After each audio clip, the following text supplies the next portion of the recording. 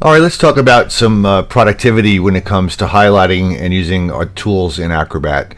So you'll see here we have a document open in Acrobat 10 Professional, and right off the bat you have the fit to page view here, you have the continuous view here, and you can magnify and reduce size here as well.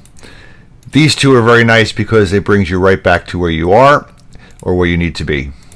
Now, when you are getting ready to look at a document and scroll through it, for example, here it's a little tight to read, so I'll just use my continuous view, and we see it's a lot easier to read this. Now, another thing I want to talk about is how can you be more productive when you're reading documents and you need to take notes and perhaps use the traditional highlight metaphor. Well, we're going to look at the comment panel over here on the right. I click on that, and if you look down in the document, you see there are no comments associated with this document. So to the extreme right here, we have a little options pull down, and we're going to go to commenting preferences for a minute and take a look at these.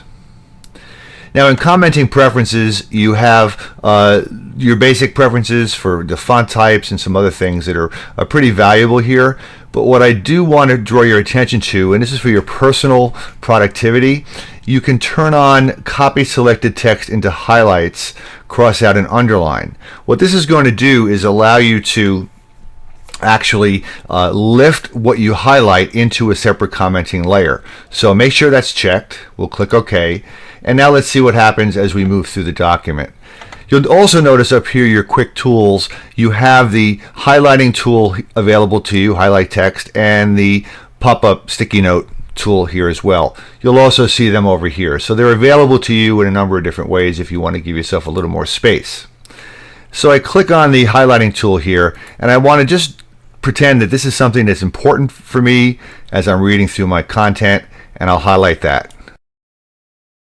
Now you'll notice also that the comment layer, as we float on top of what we've marked up, will appear inside the comment panel.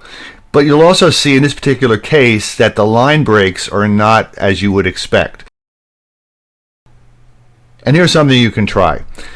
Before we go any further, let's click the Tools menu and let's look at the Accessibility pull down. Now, if you don't see the Accessibility tool right here, or the Accessibility tools, you can go up to the upper right corner and make sure that it's selected right here.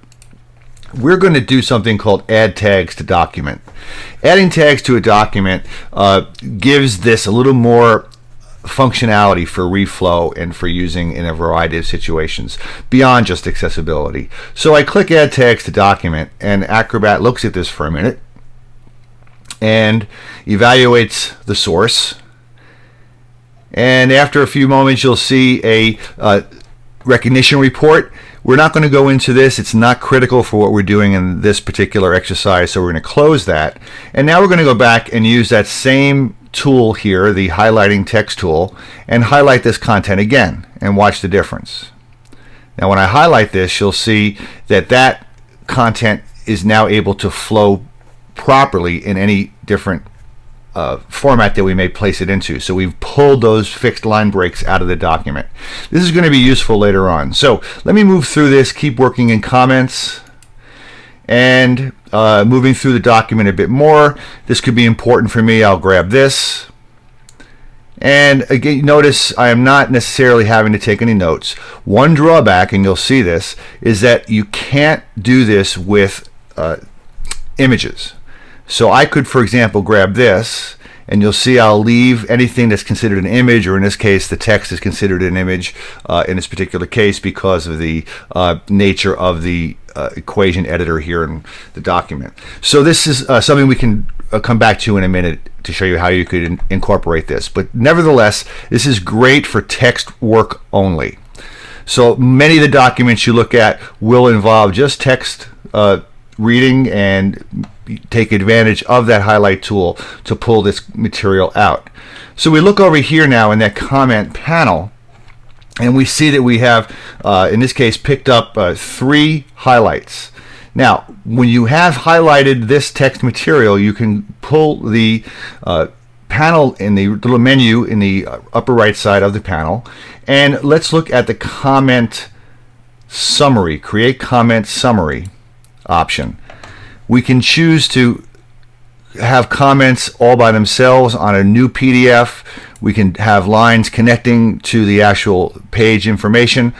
And we can also have sequence numbers, depending on what we're trying to do. Now, I'm going to stay with comments only, and I'm going to use kind of a large font size here. And I can set the paper size and sort, but I'm just going to create this and see what happens. It creates a brand new PDF with all that content pulled aside here. Now this, like any other PDF, can then be saved out as a Word document or used. Things can be copied and pasted as you move forward. But let's leave this open and let's go back to that original document that we've been looking at, in this case the research report. It could be that I need to incorporate in my note-taking, I need to incorporate something like this. For example, I need this graph, I need the information that goes along with it. So what I'm going to do here is use something called the snapshot tool. I'm going to take a snapshot in the PDF and I'm going to highlight what I need to incorporate in my notes. So I'll drag something like that. Now it's been copied to the clipboard. What I'm now going to do is go back to my summary of my comments, and I am going to choose File, Create PDF from Clipboard. And you'll see now that I have pulled the contents of the clipboard as a PDF. Other things to try with the Create menu is to try creating from a selection capture. You have screen capture, window capture, selection capture. You can even work from web pages as well as scanners. But let's look at selection capture because this is kind of cool. You click on this and you simply take what it is you're looking for, drag a box around it, and in one shot you've got yourself a PDF. And as you saw earlier, I can then tile these. Now I've got a few things here, but so I'm going to tile vertically and take advantage of this particular PDF that contains the copied clipboard information. I'll use my Pages tab as we saw before, and I'll just take this and I'll pull it into my summary or my highlighted content for my note-taking. And I could rearrange this and drop this in, and I could then take this and close this and move forward with the content that I have right here. I'll maximize that. And you see now that I'm building a new PDF, just extracting the content that I need from my original PDF, or in that case, a collection of PDF documents.